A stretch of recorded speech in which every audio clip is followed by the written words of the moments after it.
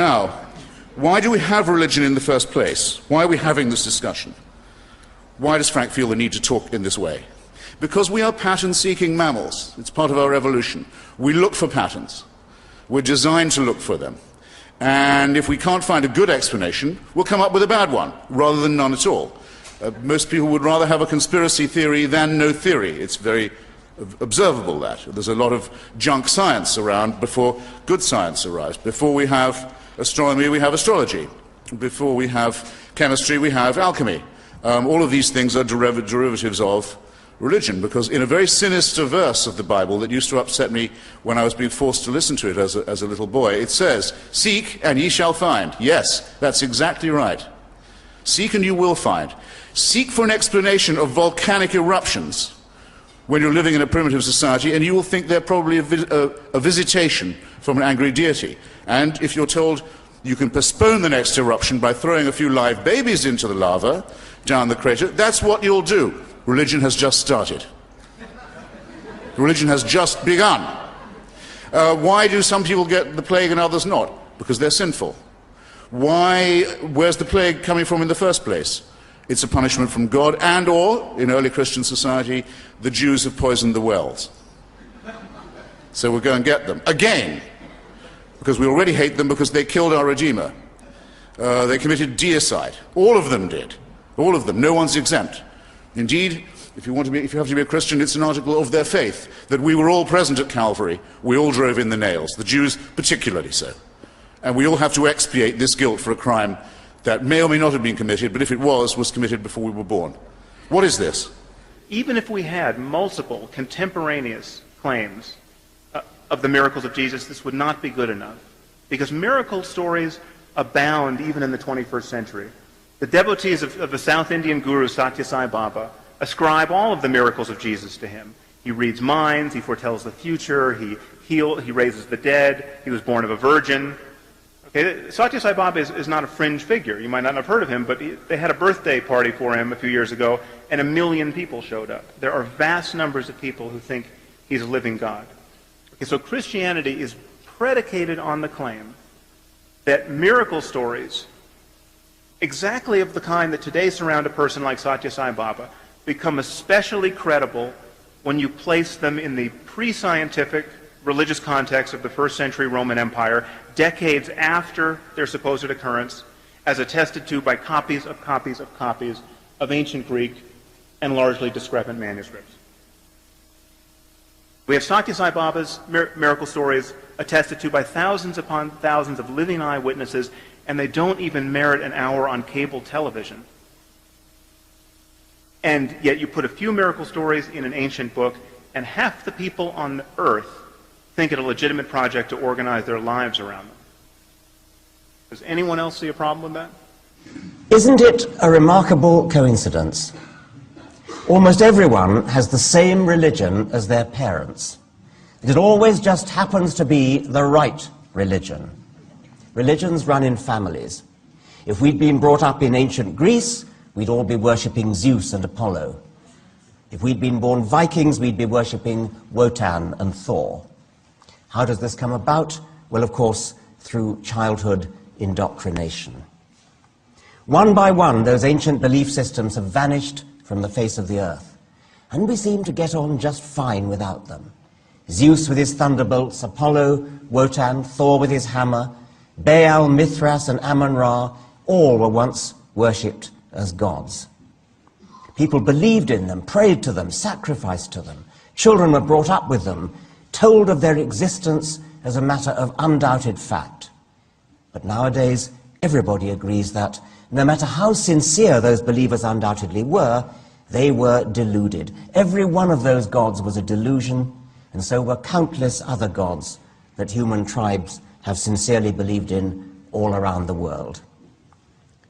Some of us just go one god further. And no one I've ever debated with has even tried it. So you be the first.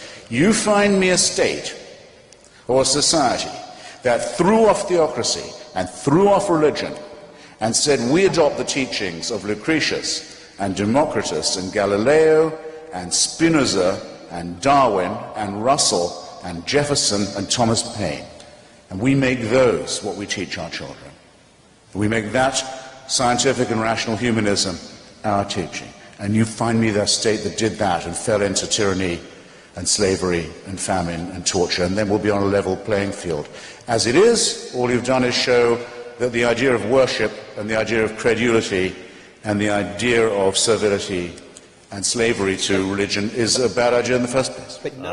God as a necessary being. Very often if you ask theologians, how would the universe be different if God did not exist? They will say, I cannot imagine a universe in which God does not exist, therefore I cannot answer that question. To me, as a scientist, there's a huge problem right from the start with this kind of reasoning, which is that it is the whole strategy is one based on some a priori metaphysics. That is to say, this is, very much armchair philosophizing in the best sense of the word, sitting down, thinking about all the possible ways the world can be, and concluding that those ways must somehow involve the idea of God. There's no step in that process in which you actually go out and look at how the universe actually is. You don't need to in this way of thinking about it, because you can just argue logically that God must be part of the universe. It is my firm belief that this kind of reasoning has never taught us anything true and interesting about the actual world. If you want to actually figure out our universe, does it involve some notion of God, that is an actual fact about the specific universe in which we live, and I personally don't think that this a priori kind of reasoning is ever going to get us there. And you spend your whole life spewing this nonsense about the snake and the whale and the apple and the rib. It's like, oh, fuck it, just blow me, kid. Also, what is so hard about just saying the words, I don't know? I don't know. Of course there are questions that plague all of us. How did we get here? What happens when we die? Is there a heaven? Am I on the list? Who let the dogs out? Yes.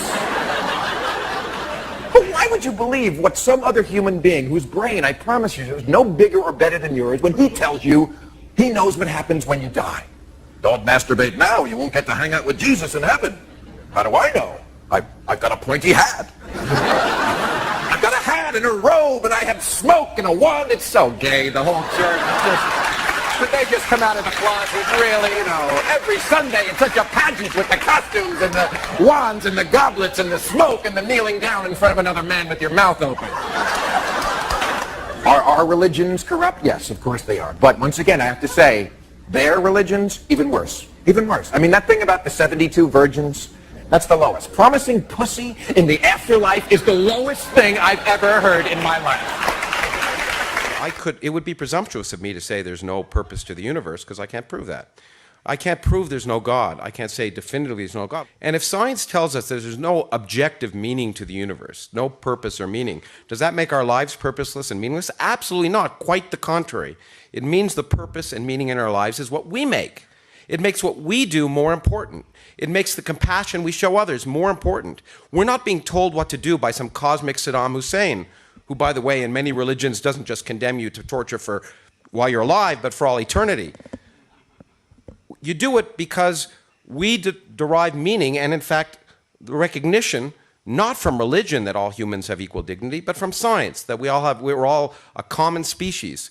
In fact, that there's nothing sacred, that we create compassion and action, and in fact that humans are no different than other animals in the sense of being evolved species, and we have to realize that we share the earth with them, and in fact those ideas allow us to address what are the real problems of the 21st century. And if we keep going back to this medieval or earlier kind of myths, we won't address that. In fact, I sort of take umbrage at this sister's remarks, because I don't think anything she said had anything to do with religion.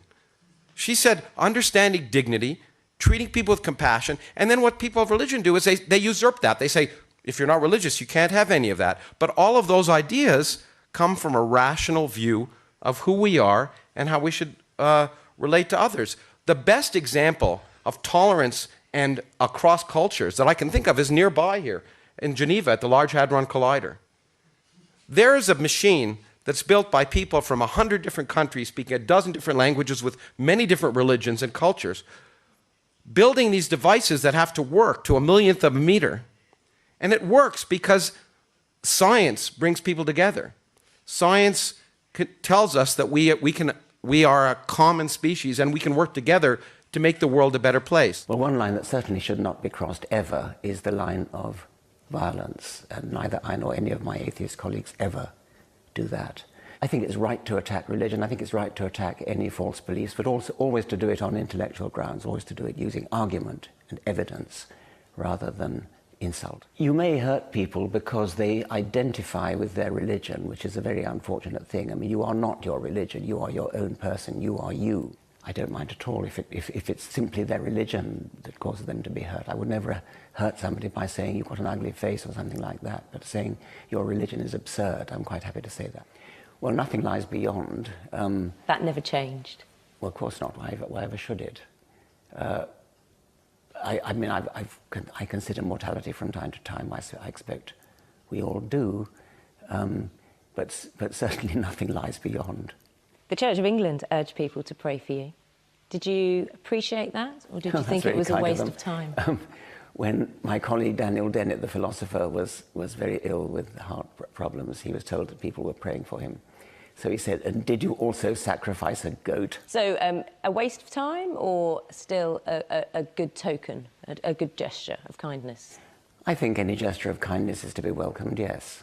And after your stroke, doctors advised you to avoid controversy, to keep your stress levels down, I understand. Are you planning to follow their advice? Yes, so far as I can, yes. Are you taking a concerted effort to be more calm or more measured? Maybe a bit, yes. I think the family might appreciate it. Yes.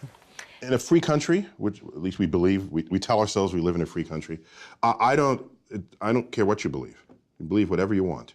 The problem comes about is if you are in denial of an emergent scientific truth and you wield power over legislation.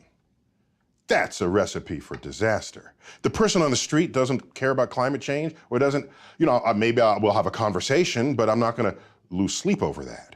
It's when someone, an elected official, stands in denial of climate change, something that scientists have been telling them now for decades, and they're going to create legislation in response to that. That is the end of an informed democracy. By the way, I don't beat politicians over the head. You'll never see me arguing with a politician. You know why? Because politicians, representatives, senators, they are duly elected by a community of people, the electorate. So if they want to say the Earth is 6,000 years old, it's probably because their electorate thinks so.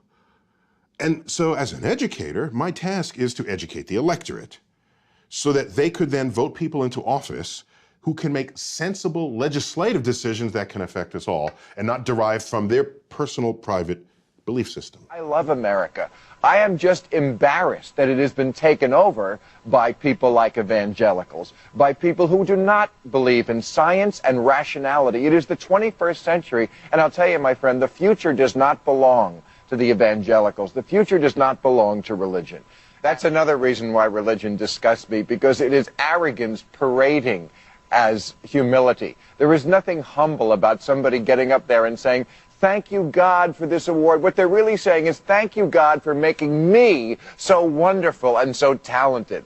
But that aside, when you were a kid and they were telling you whatever you believe in religion, do you think if they had switched the fairy tales that they read to you in bed with the Bible, you would know the difference? Do you think if there was the fairy tale about a man who lived inside of a whale and it was religion that Jack built a beanstalk today, you would know the difference? Why do you believe in one fairy tale and not the other? Just because adults told you it was true and they scared you into believing it at pain of death, at pain of burning into hell. I never said I didn't believe in God. I said I don't believe in religion. Religion is a say Jesus Christ. Excuse me. Religion is a bureaucracy between man and God. There's a very big difference. I can agree with you. I agree with you about that. But Joe, if you were born in Pakistan, you wouldn't be believing in Jesus Christ right now. You'd be believing in Muhammad. So it's completely and terribly arbitrary, isn't it? You know, I wasn't born in Pakistan, Bill, so I don't know if that's the case or not. But if you had been, you wouldn't be believing in Jesus Christ. You would have been told another fairy tale when you were a child, and you'd believe that.